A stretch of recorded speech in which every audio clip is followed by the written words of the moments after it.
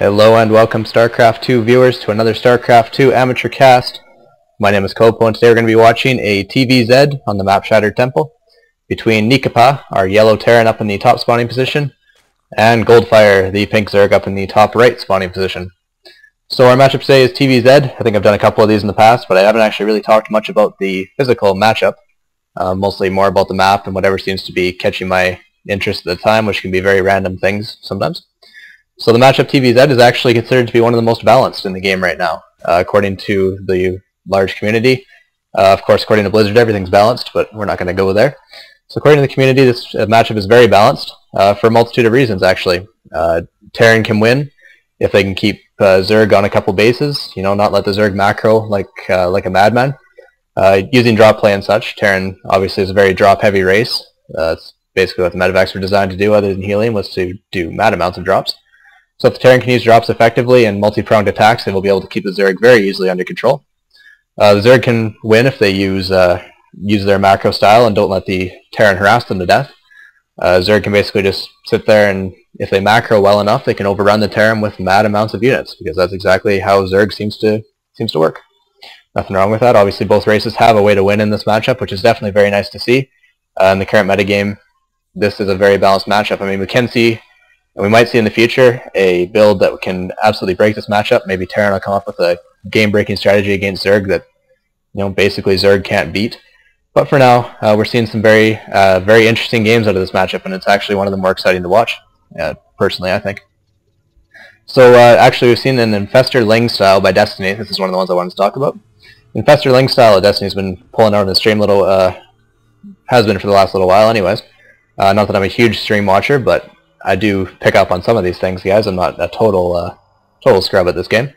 So an Infestor Ling style basically is a very actually fresh look at this matchup, from the Zerg standpoint anyways, by using Infestors to do a lot of the damage, Fungal Growth and Neural Parasite and anything that's mech that Terran brings across, while Lings can run in and basically be the distraction. From near as I can figure, every time I've seen that build play out, the Lings don't do a ton of damage, but they take the damage that can be dealt away from the Infestors, so that the Infestors can go to town with their Fungal Growth on the Marines, and their Null Parasite on the tanks and the Thors and whatnot. So that's actually a very interesting way to play this matchup, and I've seen Destiny actually beat, I do believe it was Boxer on one of Day9's casty games with Husky in the GeForce Pro-Am tournament, which was actually quite something to see. It was a 45-minute epic game, and I'm sure if you haven't already checked it out, you've heard about it, and will check it out in the future. Definitely go and watch that game. It was one of the better ones I've seen. Some say Destiny got a little bit lucky with his ability to milk the Terran dry, but really, if you're going to beat a legend like Boxer in this game, you have to be doing something right, and obviously Destiny and his style do something right in this matchup. So enough about that. I guess we see the Zerg drop down a fast expansion. I didn't see 15, 16, something like that. This SCV is getting harassed to death. I see 2 spine crawlers being dropped at the natural expansion because he sees 2 Marines coming down here. Maybe a little bit of an overreaction with the double spine crawler, but he might be expecting more Marines to filter down here and give him some early harass. We do see 2 barracks up by the Terran, which usually indicates some sort of a bunker rush to try and keep this natural expansion from getting up and running. Obviously one of the more annoying things Terran can do, but it helps even the playing field. Zerg technically needs to be a base up if they ever want to stand a chance in StarCraft 2, according to most people. And if Terran can deny that early fast expansion, and at the same time take one of his own, if he's a base up, that leaves the Zerg in a very tenuous position. They either might have to all in and hope they win, or try and macro, during which time the Terran can tech and do everything else to get ahead, while the Zerg is frantically trying to reclaim his base advantage. But it looks like we didn't actually see anything go down here. The spine crawlers are doing a very good job of defending this position, and this natural expansion's up and running, while the Terrans is just getting dropped in his base, about halfway completed. You see a tech lab, 2 tech labs going down in these barracks, so we'll see if we see anything researched out of those. So far, we have seen nothing researched out of those. A little bit of a supply block there for the Terran, no big deal. I myself personally like to get supply blocked on 27. It's just a consistency thing for me. If I get supply blocked on 27, I know I'm going to have a good game because it just feels so natural. All kidding aside, we see lots of supply depots coming up, and engineering bay coming up for the Terran player. Concussive shells now being researched before stim, I do believe. Yet no stim coming down yet. We do see 4 gas coming down for the Zerg. I don't believe he's doing any extractor checks with those. No, they're all up and functioning. So we might see a bit of a gas-heavy build from the Zerg here. Something that involves 4 extractors on 2 base. Obviously, those extractors, or those Thespian geysers are there for the taking, so you may as well take them, but he is mining a substantial amount of gas at the moment, so I'd be very curious to see if he maybe goes for a fast muta. They are in close by air positions. Maybe that could be the reason the Terran got a fast engineering bay to maybe get some quick missile turrets along this line to prevent any early muta harass, which is definitely a viable option for the Zerg, considering they are close by air. We see Marines and Marauders filtering down to take map control of this Selnaga watchtower, which is actually very crucial in these positions because they basically have to pass by that. You can go a little bit, you can skirt the outsides and go around these trees, but it really, that Selnaga tower can catch a lot of any forces moving out, so it's very key to have that under your control and on this map. Some Zerglings popping here. We see some Marines Marauder ball moving down here to try and maybe do a little bit of harassment to the Zerg. This is by no means going to be a game-ending push. This is actually a little bit paltry. These Zerglings and Spinecrawlers should be able to take care of this easily, especially with the third Spinecrawler being dropped now and about 2/3 completed. We do see this map control has allowed the Terran to gain and establish a second base, which is putting him on even footing with the Zerg.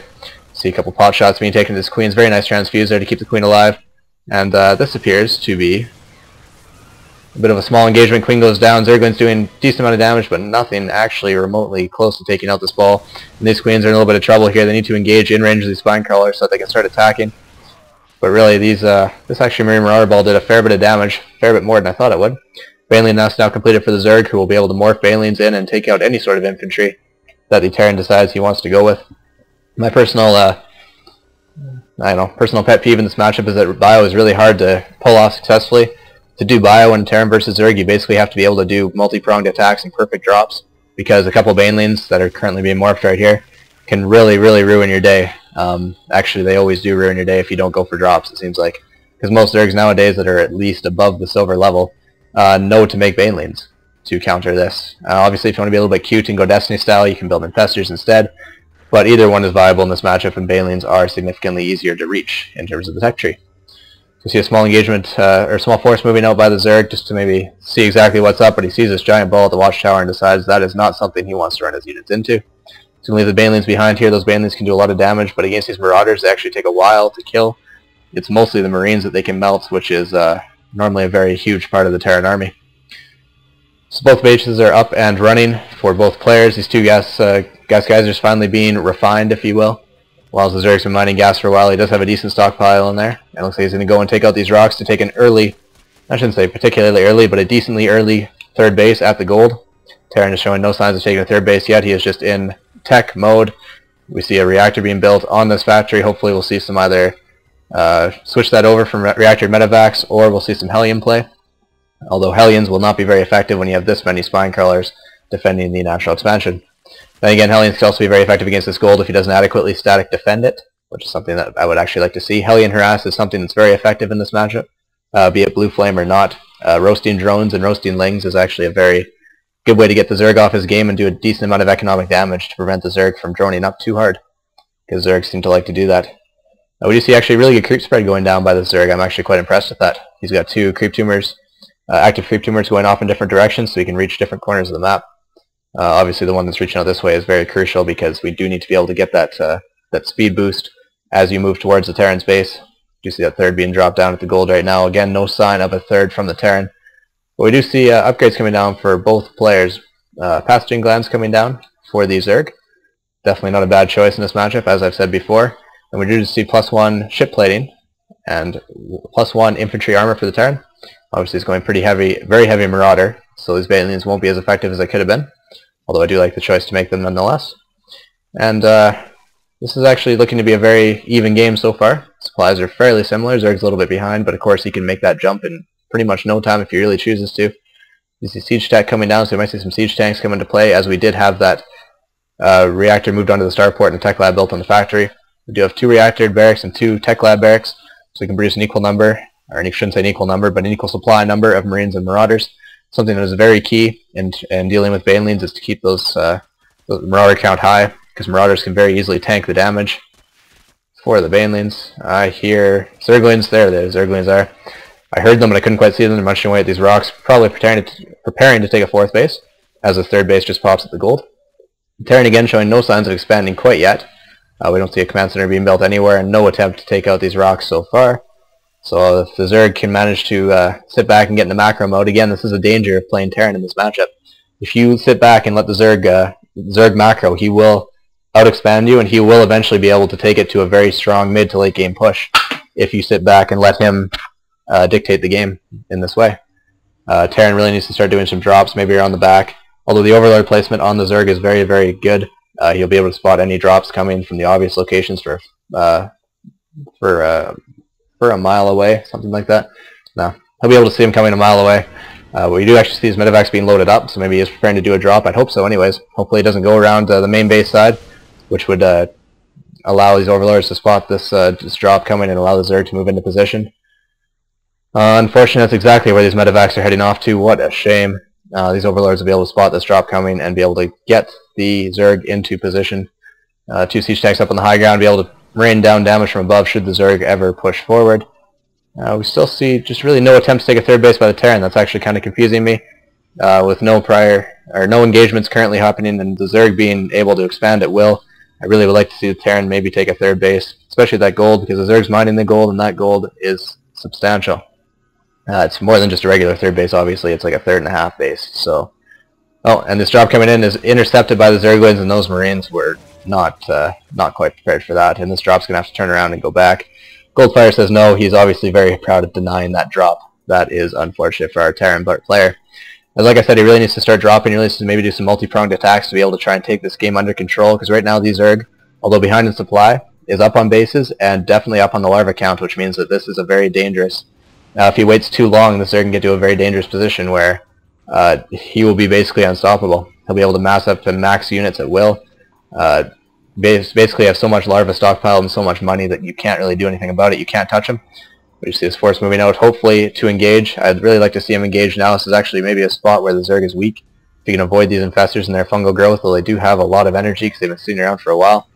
If you can hopefully avoid that and do the proper micro around here, you might be able to do a decent amount of damage to the Zerg before the Zerg gets too powerful, macro-wise anyways. We do see an attempt to take a third base here, the command center being built at the front of the natural. Forces moving in. We do have 5 medevacs, 6 medevacs, something like that. 6 medevacs, 7 medevacs. Marching towards this force, and here comes a big engagement. Banelings rolling in. Fungal growth keeping the Marines and Marauders in place for the Banelings to do massive amounts of damage. These Lings are basically going to be able to come in and clean this up with fungal growth by the infestors doing massive amounts of damage. Infested Terrans, those are the manner infested Terrans coming in because medevacs just be able to fly away. That was a huge, huge loss for the Terran. Very smart play by the Zerg, though. I'm actually quite impressed. Those fungal growths to keep the Marines and Marauders in place, while the Banelings were able to roll in, so that the Marines and Marauders couldn't try and kite the Banelings. That was actually very, very impressive. Well done by the Zerg. He was behind in supply, and he's still behind in supply, but that battle definitely went in the Zerg's favor. You do see his third base moving over, and these rocks are about to be destroyed, so there's an easy connection between the natural and the third base for the Terran. He is dropping a 4th command center. Hopefully he'll plan on taking this gold base sometime soon. There's rocks there as well. But the Zerg is basically taking this chance to get up on upgrades. He's getting ground carapace level 3, he's getting melee attacks level 3, he's getting adrenal glands. He's getting massive amounts of corruptors, as well as in the process of morphing a greater spire. Broodlords are definitely a decent idea in this situation. Heavy infantry, if you can keep those Broodlords safe from any Vikings and keep them away from the Marines, they can rain damage upon basically everything the Terran holds dear to his heart. Do you see them moving out to take these gold rocks down? Hopefully we'll see the command center go up over there. Although right now the Terran is very, very far behind. He's behind in bases, in terms of active mining bases. He has been for a while. The only advantage he had was army advantage, but that battle went so badly for him that it would be really tough. He lost his only advantage, which was to say the army advantage, and is now behind on both sides. The only way I can see him getting back into this game is maybe praying that the Zerg doesn't attack him too quickly and allows him to get this base up and running, as well as the gold up and running, which would allow him time to regain economic footing with the Zerg and hopefully get back in this game. Although I do kind of want to see what's up with these infestors. I'm not going to go back to Destiny again, guys, even though you might be tired of hearing about them. The whole 4 infestor hit squad idea was born basically by Destiny, as far as I'm concerned. And it basically involves burrowing infestors going to the mineral line and doing sick amounts of damage with fungal growths and infested Terrans to that mineral line. 4 infestors can do a lot of damage, as you see Broodlords being popped out of their cocoons up there. Creep spread again, very nice, gives Zerg a lot of vision. and is still actively spreading the creep, which is great to see. Terran's basically running scared right now. He's trying to mass up an army. He's trying to macro. He's trying to... Well, he's still trying to micro yet, but he will be. And these paltry 2 Vikings will not be enough to take out the 4, I do believe, Broodlords we saw as we're marching over here. You might be actually trying to do some pot shots at this Terran base here. That's actually not a bad idea. Terran has nothing back in position to deal with this. He never did end up getting any missile turrets over there. You see some siege tanks in position, which obviously are not the best to take out Broodlords. And this Terran army is not currently aware of these Broodlords that are marching over there. Oh, that is a shame. Do we see any Vikings being produced? Do we see any Vikings? No Vikings being produced, and the Broodlings are about to land and munch away at the Terran production facilities. The Terran has not yet moved. He's got his Marines loading them up in the medevacs, hopefully bringing them over. Looks like exactly what he's doing. He's bringing them over to hopefully take out these Broodlords, but it looks like they're actually might be out of range for the Marines, which means that Vikings are basically the only viable option here as these Broodlords are nibbling away at everything the Terran has. This Thor tries to come in, but he's quickly eaten apart by the Broodlings. And right now the Terran's in a very tough position. He's not really sure what to do, as the Zerg can basically sit back here and just take away everything the Terran has in his base while sitting back comfortably and amassing money and army. I'm not really sure what the Terran can do here. He needs to mass-produce Vikings, but I don't believe he has very many starports, and the only one he has is... I think it's the only one he has and it's flying around. So that's... Oh, no, 2 more down here. My apologies, he's queued up some Vikings to hopefully try and take this out, but these Corruptors will actually be very good. Zerg player asked for a pause. Obviously, we're going to see a bit of a pause. And of course, the influx of chat that always happens after the game has been resumed in the replay.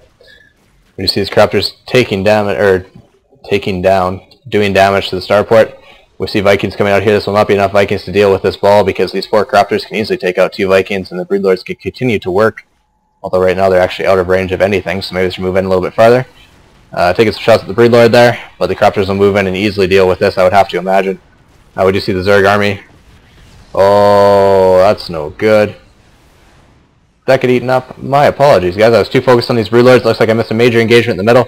All that's left is medevacs and Zerglings and Banelings are going to roll right in here. They're going to run into siege tank fire, but I don't think it's going to matter.